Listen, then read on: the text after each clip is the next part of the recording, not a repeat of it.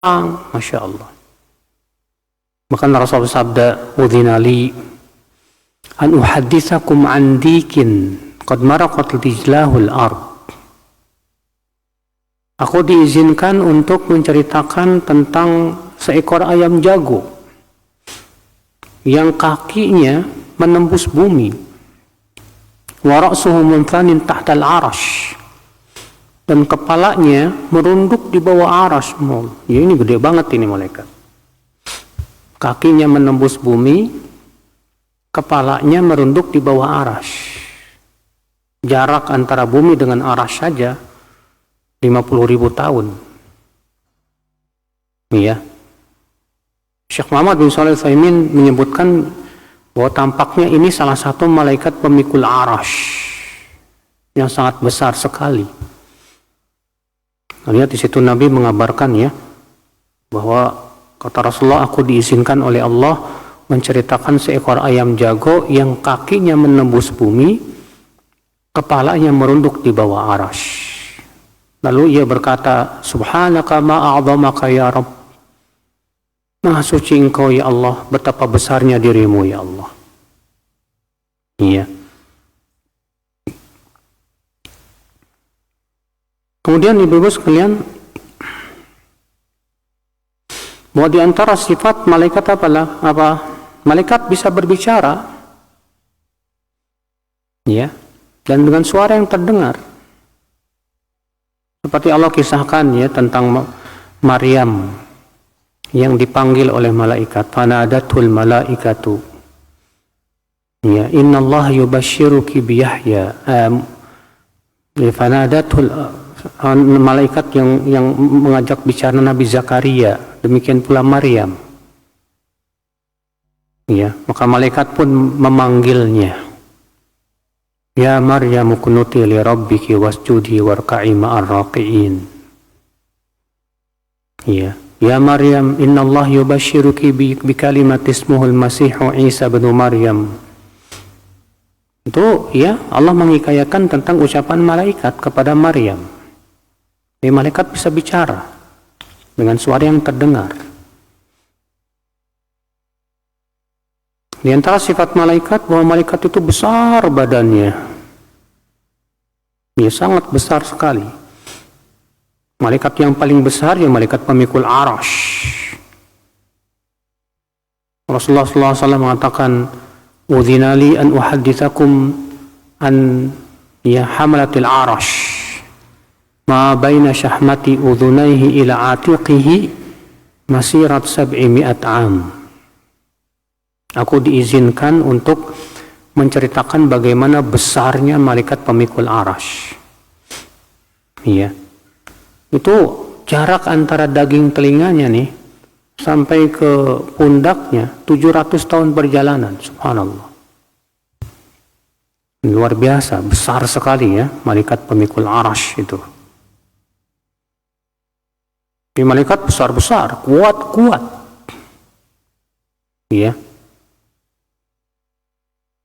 Nah ini ibu-ibu sekalian di antara sifat-sifat malaikat. Di antara sifat malaikat juga apa? Bahwa malaikat mencintai orang-orang saleh. Iya. Malaikat itu mencintai orang-orang yang beriman dan bertakwa. Ini yang ketiga, itu mengimani ya sifat-sifat malaikat.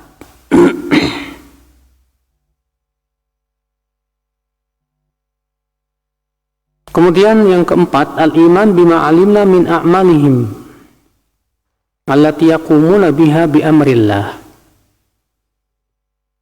Mengimani tugas-tugas malaikat yang Allah perintahkan.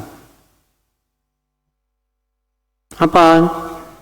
Ya, para malaikat mereka senantiasa bertasbih siang malam, tak ada lelah-lelahnya. Allah berfirman, yusabbihuna al-laila wan nahar la yafturun. Mereka terus bertasbih sepanjang siang dan malam, tak pernah ada lelah-lelahnya. Bahkan sebagian ulama mengatakan bahwa tasbih itu makanannya malaikat. Mereka diilhamkan bertasbih seperti halnya nafas kita. Iya. Di antara tugas malaikat ada yang menyampaikan wahyu seperti malaikat Jibril. Ada yang diperintahkan untuk mengurus hujan dan ya tumbuh-tumbuhan seperti malaikat Mikail. Ya. Ada lagi yang ditugaskan untuk meniup sangkakala. Ya, banyak ulama mengatakan bahwa itu malaikat Israfil. Bukan dalam hadis Rasulullah sabda kaifa an'am wa sahibus sur qad iltaqama as-sur wa antadhara mata udhina lahu bin nafakh. Bagaimana aku akan bisa menikmati, ya, bagaimana aku bisa bersenang-senang sementara sekarang ini, kata beliau, malaikat pemikul malaikat peniup sangkakala telah meletakkan mulutnya di depan sangkakala itu dan sudah sedang menunggu perintah Allah untuk meniupkannya. Ya, subhanallah. Ada lagi malaikat, ibu-ibu sekalian, yang ditugaskan ya untuk mencabut nyawa, malakul maut. Dan malakul maut ini dibantu dengan malaikat-malaikat yang lain, ya. Sebagaimana disebutkan dalam hadis riwayat Imam Ahmad bahwa Nabi Shallallahu Alaihi Wasallam ketika menceritakan kematian seorang mukmin, ya, kata Rasulullah SAW, atahu malaikatun bidul wujuh. Datanglah kepada si mukmin ini malaikat-malaikat yang wajahnya putih bersih. Malaikat itu membawa kain kafan dari surga dan wewangian dari surga. Lalu fayajlisuna minhum maddal basar, duduklah ia sejauh mata memandang. Lalu datanglah malakul maut.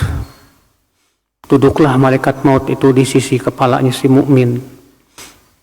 Lalu malaikat maut itu berkata, ayyatuhar ruh an-nafsul mutmainnah. Wahai jiwa yang tenang, ya, ukhruji ila ridwani rabbik, keluarlah kepada keridhaan Rabbmu. Maka keluarlah, dicabutnya nyawa itu. Ketika sakaratul mautnya sakit memang, ya, tapi ketika setelah sakaratul maut keluarlah roh itu dengan mudahnya. Kata Rasulullah seperti air yang keluar dari teko. Ketika roh itu telah keluar, tidak dibiarkan sekejap mata pun, roh itu ada di tangan malaikat maut. Maka malaikat-malaikat yang wajahnya putih bersih itu langsung merebutnya dan menyimpannya di kain kafan yang berasal dari surga. Malaikat-malaikat itu membawanya ke langit. Setiap kali melewati pintu langit, para malaikat yang ada di langit pertama, kedua, ketiga bertanya, ini roh siapa? Kok wangi sekali? Maka setiap di langitnya itu diikuti oleh malaikat muqarrabunnya, ya. Subhanallah. Kemudian di antara tugas malaikat, ibu-ibu, ada malaikat yang ditugaskan untuk mengurus janin. Ya, ada malaikat yang ditugaskan untuk mengurus janin. Sebutkan dalam hadis Sahih Bukhari, ya, bahwa di hari yang ke-52 Allah menyuruh malaikat. Lalu malaikat itu menggenggam alaqah yang masih berbentuk segumpal darah itu. Lalu malaikat ini menggambar kepalanya, tangannya, kakinya, ya. Lalu malaikat itu bertanya, ya Allah, apakah ini akan jadi atau gugur? Maka Allah tetapkan sesuai dengan keputusannya. Kalau jadi, malaikat ini berkata, akan laki-laki atau perempuan, Allah pun memutuskan urusannya. Kemudian setelah 4 bulan, tepatnya 120 hari, Allah mengirim lagi malaikat untuk meniupkan padanya ruh. Dan diperintahkan untuk menulis 4 perkara. Rezekinya, ajalnya, amalnya, apakah ia akan sengsara atau bahagia. Iya. Nah itu ibu-ibu sekalian. Ya. Ada lagi malaikat ibu-ibu yang ditugaskan untuk mencatat amalan manusia. Di sebelah kanan dan kirinya, sebelah kanan mencatat amal kebaikan dan sebelah kiri mencatat amal keburukan. Allah berfirman, "Ma yalfidhu min qawlin illa ladaihi raqibun atid." Tidaklah seorang insan itu mengucapkan kata-kata kecuali di sisinya ada malaikat yang raqib, mengawasi, dan atid, ya, mencatat. Ya, raqib atid itu bukan nama ya, tapi nama pekerjaannya. Iya. Nah itu malaikat. Disebutkan dalam hadis yang dihasankan oleh Syekh Albani ya, untuk malaikat pencatat keburukan, Allah untuk menyuruh dia menahan dulu. Kalau si insan, seorang muslim berbuat kesalahan, berbuat dosa, tidak dicatat dulu tuh selama 3 jam. Dalam satu ayat yang lain 6 jam. Iya. Dilihat dia akan taubat atau tidak. Kalau dia taubat, minta ampun kepada Allah, nggak jadi dicatat. Kalau dia tidak taubat, maka dicatatnya. Iya. Itu ibu-ibu sekalian. Ada lagi malaikat yang ditugaskan oleh Allah untuk menjaga tubuh anak Adam. Ya, Allah menyebutnya dengan malaikat mu'aqibat. Lahu mu'aqibatun min baini yadayhi wa min khalfihi yahfazunahu min amrillah. Allah memiliki malaikat-malaikat mu'aqibat yang menjaga tubuh manusia di depan dan di belakangnya. Ya. Berarti kata sebagian ulama, setiap manusia itu ada 4 malaikat yang menemaninya. Di kanan dan kirinya itu malaikat pencatat amal.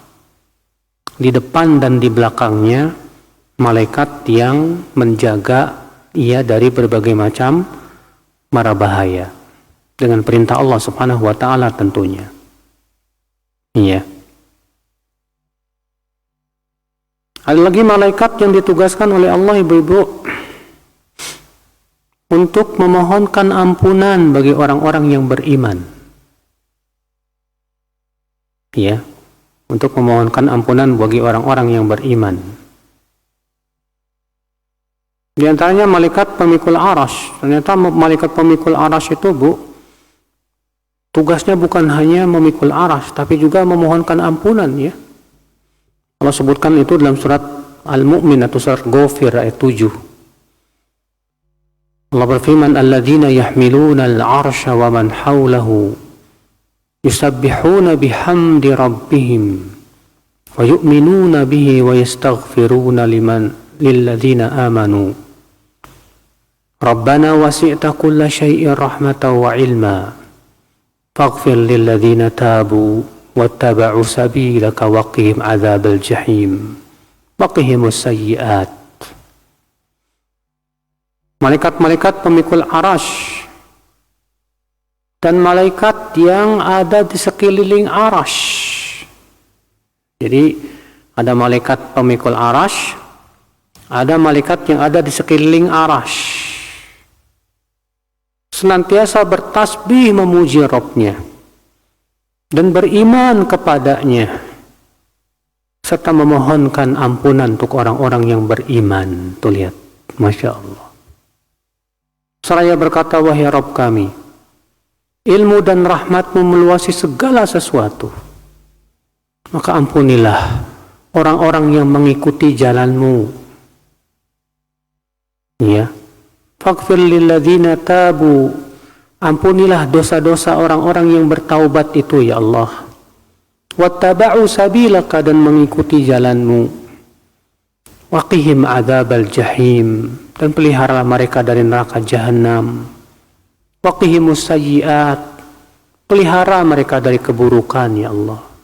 Ini doanya malaikat pemikul arash dan malaikat yang ada di sekitar arash. Ini malaikat-malaikat yang mulia banget ini. Iya. Ternyata mereka memohonkan ampunan buat siapa? Buat orang yang beriman, bayangkan. Apa doanya? Rabbana wasi'ta kulla syai'ir rahmatan wa ilma. Faghfir lilladzina tabu wattaba'u sabilak. Ya, wahai Rabb kami, sungguh ilmu dan rahmatmu meluasi segala sesuatu. Maka ampunilah orang-orang yang bertaubat dan senantiasa mengikuti jalanmu. Tuh lihat. Ini syaratnya ya. Kalau ingin didoakan oleh malaikat pemikul arash dan malaikat yang ada di sekitar arash, yaitu taubat dan mengikuti jalan Allah. Iya. Di antara tugas malaikat adalah apa? Apalagi ada enggak malaikat selain itu yang mendoakan? Ada malaikat yang ditugaskan oleh Allah untuk mendoakan orang yang menjenguk orang sakit, Bu. Kata Rasulullah, siapa yang di pagi hari yang menjenguk orang sakit, salat alaihi sab'una alfa malak, akan didoakan oleh 70.000 malaikat. Bayangkan.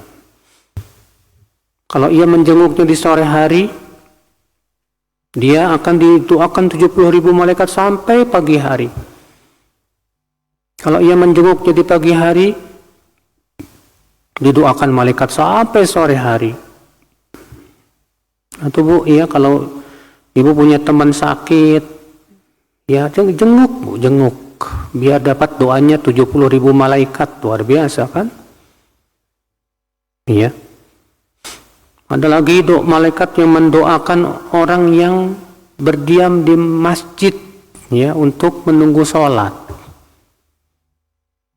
Sebagaimana dalam hadis Rasulullah bersabda, fa idza dakhala masjid, ya, apabila orang ini telah masuk ke dalam masjid, kana fi shalah ma kanat shalah yatahbisuhu, maka ia berada di dalam salat selama salatlah yang membuat ia tidak keluar. Artinya selama ia menunggu salat. Wal malaikatu yaqulun, dan para malaikat mendoakan, Allahumma ighfir lahu, Allahumma arhamhu. Ya Allah, ampuni dosanya. Ya Allah, rahmati dia. Selama kita duduk menunggu salat itu ya, terus aja didoain malaikat. Ya Allah, ampuni dia. Ya Allah, rahmati dia. Ya Allah, berikan taubat kepadanya. Ya.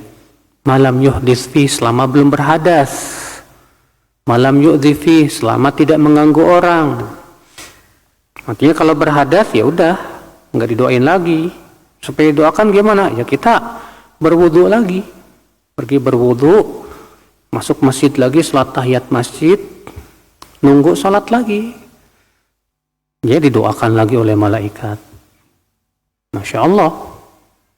Ya. Kemudian ibu-ibu sekalian, di antara tugas malaikat, ada malaikat yang membawa rahmat ke rumah-rumah kaum mukminin. Disebutkan dalam hadis, innal malaikata la tadkhulu baitan fihi kalbun wala surah. Malaikat itu tidak mau masuk ke rumah yang ada di dalamnya anjing dan gambar-gambar bernyawa. Yang dimaksud malaikat di sini, kata para ulama, yaitu malaikatur rahmah. Malaikat yang membawa rahmat ke rumah-rumah kaum mukminin. Tuh lihat. Berarti rumah yang ada padanya gambar-gambar bernyawa itu enggak ada rahmat di situ, Bu. Ya. Rumah-rumah yang memelihara di dalamnya anjing-anjing ternyata enggak dimasuki malaikat rahmat, Bu. Bayangkan kalau rumah kita kosong dari rahmat Allah, gimana tuh? Yang masuk ya setan. Ya. Na'udzubillah, nasallallahu salamata wal afiyah. Di antara tugas malaikat apa lagi ya? Banyak sekali ya. Di antaranya malaikat yang ditugaskan untuk bertanya kepada mayat. Siapa Tuhanmu? Apa agamamu? Siapa nabimu? Namanya malaikat siapa? Malaikat Munkar dan Nakir. Tuh, setiap kita bakalan ditanya itu. Tanpa melihat apakah dia jenderal, apakah dia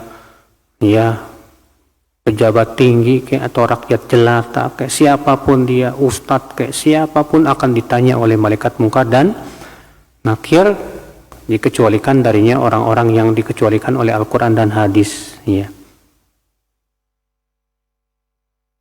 Di antara tugas malaikat apa lagi? Ada malaikat-malaikat ya, yang menyelam ke dalam bumi, ke dalam lautan, sesuai dengan perintah Allah Subhanahu wa Ta'ala. Ya. Ada lagi malaikat yang menemani seorang muslim yang tidur dalam keadaan berwudu. Dalam hadis yang dihasankan oleh Syekh Al-Albani rahimahullah, kata Rasulullah, apabila seseorang tidur dalam keadaan di atas kesucian, ba'atsallahu ilaihi malakan, Allah akan kirimkan seorang malaikat yang akan tidur bersamanya di selimutnya. Masya Allah. Tidaklah ia bangun di waktu malam kecuali malaikat itu akan berdoa, Allahumma gfir lahu, Allahumma arhamhu, ya Allah ampuni dia, ya Allah rahmati dia, li'annahu kana bata tahiran, karena ia tidur dalam keadaan di atas kesucian. Makanya jangan lupa Bu, kalau mau tidur itu berwudu dulu, ya. Kecuali kalau sedang haid, ya. Nah, ibu-ibu sekalian, nah ini banyak ya tugas malaikat itu. Semua, dan mereka itu para malaikat tidak pernah memaksiati Allah sedikit pun. Allah berfirman, la ya'suna Allah ma amarahum wa yaf'aluna ma yu'marun. Mereka tidak pernah memaksiati perintah-perintah Allah, dan mereka melaksanakan apa yang diperintahkan oleh Allah Subhanahu wa Ta'ala. Jadi nggak ada malaikat yang memaksiati Allah, nggak ada. Adapun ya kisah bahwa Harut dan Marut, katanya malaikat yang berbentuk manusia kemudian tergoda dengan wanita lalu Allah hukum menjadi bintang, itu semua bohong, dongeng, ya. Ini ibu-ibu sekalian, apa hikmah beriman kepada malaikat?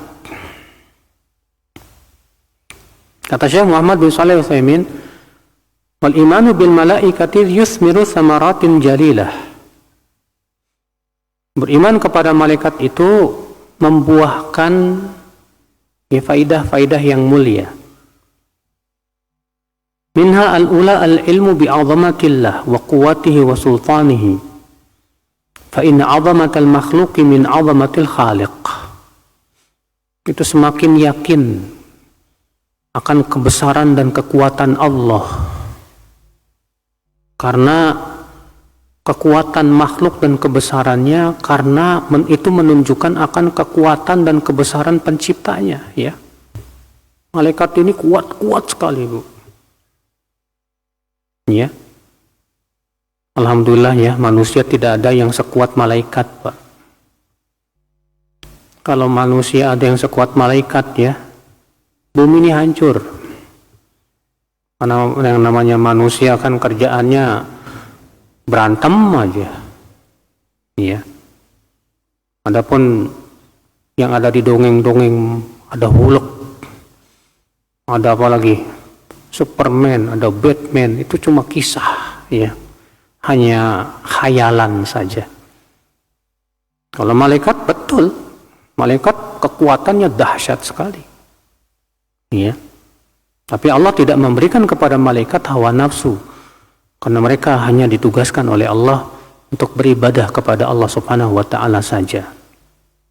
Faedah yang kedua dari beriman kepada malaikat, syukrullah Ta'ala ala inayatihi bi bani Adam, haitsu wakkala min haula'il malaikah man yaqumu bihifdhihim wa kitabati a'malihim wa ghairi dzalika min masalihihim, yaitu bersyukur kepada Allah.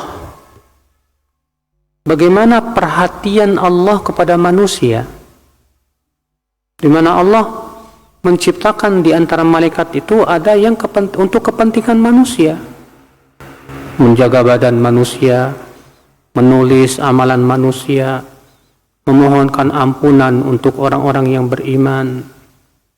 Ya, itu menunjukkan Allah sangat perhatian kepada manusia sampai Allah ciptakan makhluk yang namanya malaikat. Ya, di antara malaikat itu ternyata ada yang tugasnya untuk kepentingan manusia. Masya Allah. As-sadisah, faedah yang ketiga,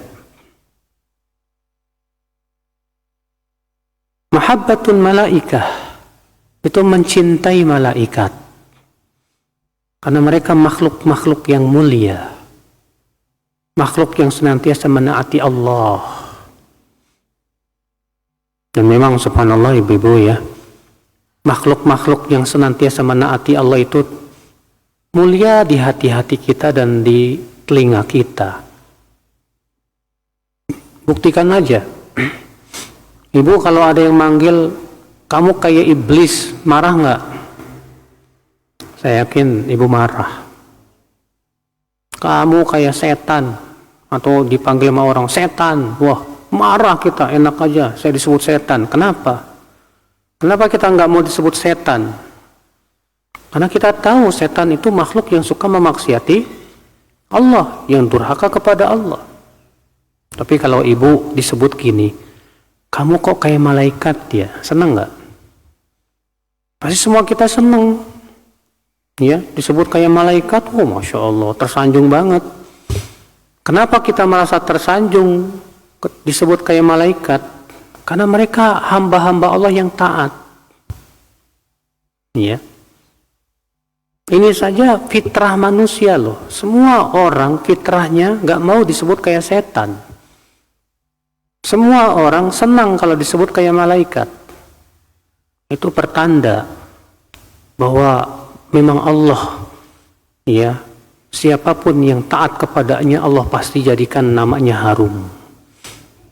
Dan siapapun yang maksiat pasti Allah akan jadikan namanya apa? Jelek. Ya. Walaupun dia waktu hidupnya punya jabatan, punya kedudukan. Ibu kalau ditanya, ibu nanti di hari kiamat di padang mahsyar mau kumpulnya mau sama para nabi atau sama Fir'aun dan Qarun? Wah, saya maunya sama para nabi dong. Kenapa? Karena para nabi orang-orang yang taat kepada Allah, yang didekatkan. Sifat manusia mencintai orang-orang yang taat kepada Allah. Dan Allah jadikan ya orang-orang yang taat itu disukai oleh manusia. Sementara orang-orang yang durhaka kepada Allah, Allah jadikan nama mereka buruk. Ya, tidak disukai. Nah ini ibu-ibu sekalian.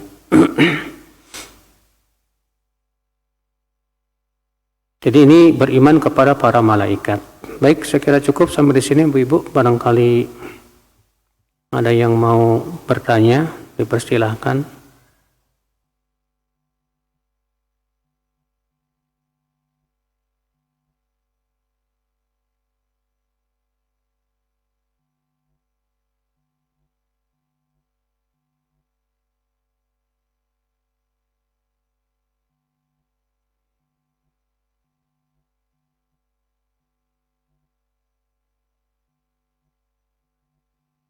Enggak ada laki-laki nanya. Ini kajian akhwat.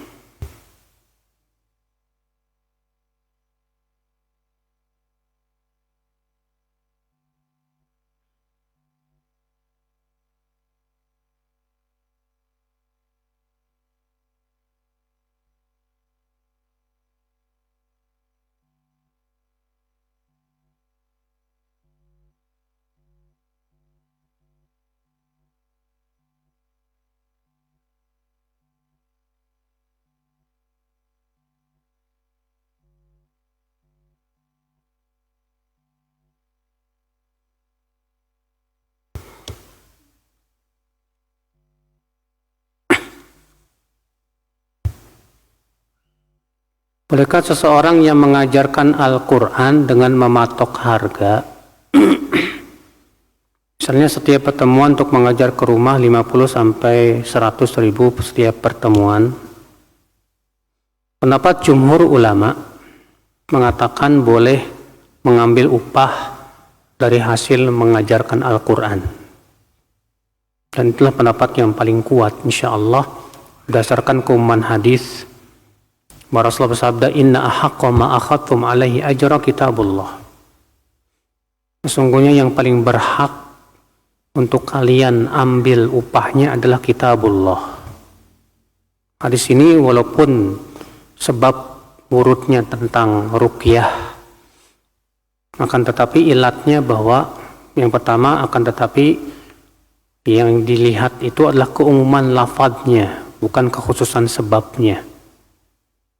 Karena sebab hadis itu adalah bahwa ada beberapa sahabat yang mengunjungi sebuah desa dan ternyata kepala desa itu tersengat kalajengking dan mereka berusaha mengobatinya namun tidak bisa. Datanglah orang desa itu kepada beberapa sahabat itu. Kemudian mereka berkata, "Hal minkum min raqin?" Apakah di antara kalian ada yang bisa meruqyah? Kata Abu Sa'id, "Aku." Maka sama Abu Sa'id dibacakan Al-Fatihah. Sembuh biidznillah. Namun Abu Sa'id sebelum meruqyah mensyaratkan, kalau sembuh minta diberikan segerombolan kambing. Setelah dibacakan Al-Fatihah sembuh. Tapi kemudian Abu Sa'id berkata kepada teman-temannya, "Jangan diapa-apain dulu kambing ini sampai kita tanya dulu ke Rasulullah." Sesampainya di kota Madinah, mereka langsung bertanya kepada Rasulullah. Apa kata Rasulullah? "Inna haqqa ma akhadtum alaihi ajra kitabullah." Sesungguhnya yang paling berhak untuk kamu ambil upahnya adalah kitabullah. Fadribu li bisahmin. Berikanlah aku bagiannya, kata Rasulullah sambil tersenyum. Itu berarti boleh mengambil upah dari hasil mengajarkan Al-Quran. Kenapa? Linnaf'il muta'addi, karena manfaatnya menular. Sama ilatnya dengan ruqyah. Dan juga dikarenakan al-ibrah bi umumil lafaz la bi khususis sabab. Yang dilihat itu keumuman lafaznya bukan kekhususan sebab. Sebagian ulama lagi mengatakan haram mengambil upah dari mengajarkan Al-Quran. Berdasarkan hadis bahwa ada seorang sahabat yang mengajarkan ahli sufah Al-Quran, kemudian ia dikasih hadiah. Lalu ia bertanya kepada Rasulullah, kata Rasulullah, "Ya Rasulullah, bagaimana aku mengajarkan ahli sufah, lalu mereka memberikan kepadaku busur panah?" Kata Rasulullah, "Apa? Kalau kamu ingin busur panah itu dikalungkan kamu ke lehermu di neraka, ambil aja." Akhirnya dia menolak. Namun hadis ini tidak bisa dijadikan hujah. Kenapa? Karena hadis ini bersifat waqi'atu ain. Terus juga yang diajarkan ahlu sufah, orang-orang yang susah dan miskin, yang tidak punya kemampuan yang nggak punya duit, nggak apa-apa, dan sudah kewajiban dia untuk mengajarkan mereka. Maka pada waktu itu tidak bisa dijadikan kaidah secara umum. Yang menjadi kaidah secara umum adalah sabda Nabi SAW yang bersifat umum tadi. Rasulullah bersabda, "Inna ahaqqa ma akhadtum alaihi ajra kitabullah." Yang paling berhak untuk kamu ambil upahnya adalah dari hasil kitabullah. Itu berarti menunjukkan boleh mengambil upah. Namun memang orang yang mengajar Al-Quran tanpa mengambil upah tentu pahalanya lebih besar dibandingkan dengan orang yang mengajarkan Al-Quran dengan mengambil apa? Upah. Ya.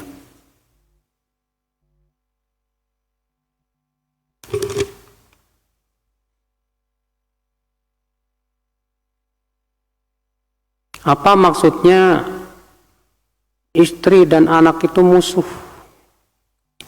Apakah maksudnya musuh ketika perangnya? Bukan. Yang disebutkan dalam hadis, dalam ayat ya. I'lamu annama amwalukum wa auladukum fitnah. Aduwwal lakum. Dalam ayat itu begitu. Bahwa istri dan anakmu itu musuh untukmu. Bukan musuh kayak perang ya, berantem, cebat-cebat, pukul-pukulan, bukan begitu. Tapi maksudnya musuh di sini yang harus diwaspadai, jangan sampai kita lalai ya. Gara-gara ngikutin kemauan istri, jadi akhirnya melalaikan perintah Allah. Kadang istri mintanya macam-macam ya. Akhirnya gara-gara istri, seorang suami malah memaksiati Allah. Banyak itu ya, pejabat-pejabat korupsi gara-gara istrinya. Ya. Demikian pula ada suami yang pelit gara-gara anak. Yang tadinya dermawan, setelah punya anak jadi pelit. Ya. Nah itu fitnah, semua itu ujian. Itu yang dimaksud dengan musuh. Bukan musuh di sini perang ya, salah.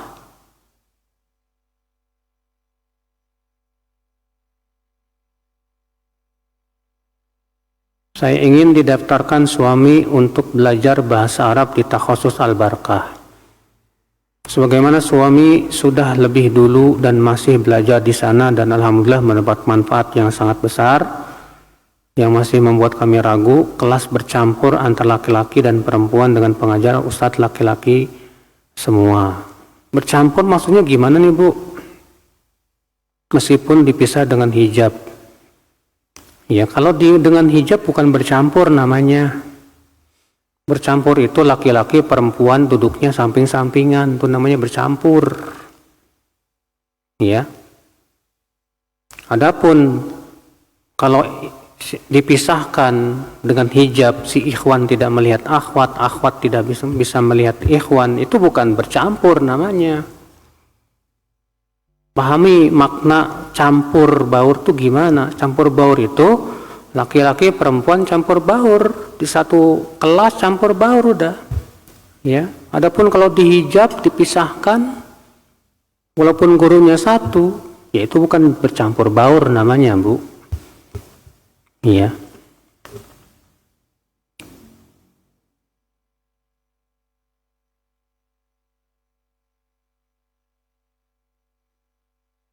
Bila habis berjima malam, besok pagi tidak boleh ikut menguburkan mayat. Ya. Apa juga termasuk mensolati? Ya, enggak lah, itu khusus untuk menguburkan saja. Adapun menyolatkan, memandikan boleh, enggak apa-apa. Apakah ini khusus untuk ikhwan saja atau akhwat juga? Kalau untuk menguburkan khusus ikhwan. Kenapa? Karena akhwat nggak boleh ikut sampai kuburan, dilarang sama Rasulullah SAW. Jadi ini khusus ya, ketika hendak menguburkan mayat saja. Adapun ketika menyolatkan, memandikan boleh. Kalau foto di rumah di dinding dipajang gimana? Foto siapa? Kalau foto pegunungan, ya sawah-sawah, ya nggak apa-apa. Tapi kalau ke foto keluarga nggak boleh. Kenapa? Karena itu sudah jadi berbentuk, Bu. Foto yang dibolehkan itu kalau hanya sebatas apa? File. Atau nggak file? Kalau ibu punya HP, kemudian foto cekrek, bentuknya file tidak terlihat, bisa mati, bisa hidup. Tapi kalau sudah dicetak jadi berbentuk, maka ini hukumnya sama dengan menggambar. Adapun kalau hanya sebatas file saja, itu bukan gambar, tidak sama dengan menggambar, tidak sama dengan menggambar sama sekali. Itu lebih sama dengan cermin, tidak ada bedanya. Iya. Tapi kalau sudah dicetak, jadi foto, ditempel di dinding, maka pada waktu itu bisa menghalangi malaikat untuk masuk ke dalam rumah. Mungkin apa sih manfaatnya, Bu? Iya, nempelin foto keluarga, biar dilihat orang-orang ya, biar tamu-tamu pada ngeliatin gitu ya. Atau gimana, apa nggak takut tuh terkena penyakit ain? Selain juga bisa membuat malaikat nggak masuk ke rumah itu ya.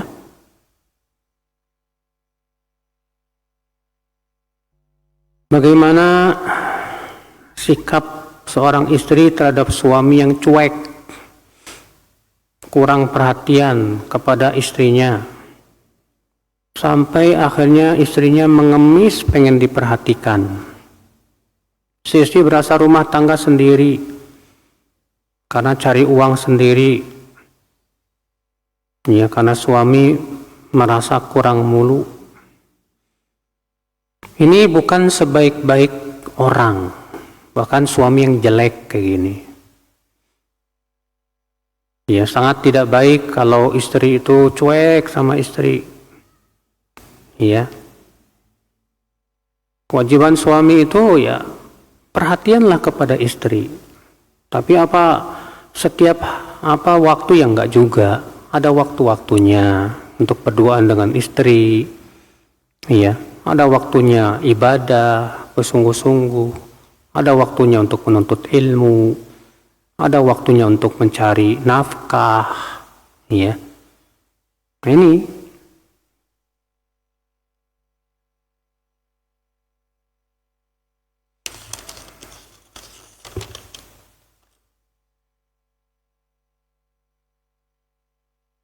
kalau malam ibu suka ada yang bangunin. Apa itu artinya jam 2? Maksudnya apa ini? Kalau ibu malam-malam ada yang kayak bangunin, akhirnya bangun, alhamdulillah ibu. Artinya ibu disuruh sholat tahajud. Ya. Yang musibah itu bangun lilir ke kamar mandi, buat kencing doang, tidur lagi, nggak tahajud. Ya, nggak bagus. Tapi kalau kita bangun untuk sholat malam, alhamdulillah, itu sesuatu yang luar biasa. Kekuatan itu semua dari Allah Subhanahu wa Ta'ala. Ya. Jika wanita haid lalu berwudu, apakah wudunya sia-sia? Iya. Kenapa? Karena keluarnya darah haid itu saja sudah membatalkan wudu. Iya. Kecuali kalau terkadang ada wanita haid, ada 1 hari atau 2 hari yang darah haidnya berhenti, besoknya keluar lagi gitu. Saat berhenti, wallahu alam, ya, itu ada manfaatnya. Tapi ketika darah haidnya keluar terus, yaitu keluarnya darah haid saja sudah membatalkan wudu.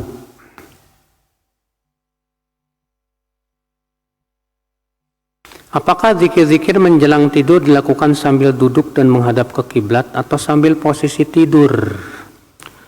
Yang saya tahu sih sambil posisi tidur ya. Jadi Rasulullah SAW itu ketika tidur, beliau meletakkan telapak tangannya kanannya di atas pipi kanannya, ya. Baru kemudian beliau membaca doa Rabbi qini azabak yauma tab'atsu ibadak. Kemudian juga baca yang lainnya, ya.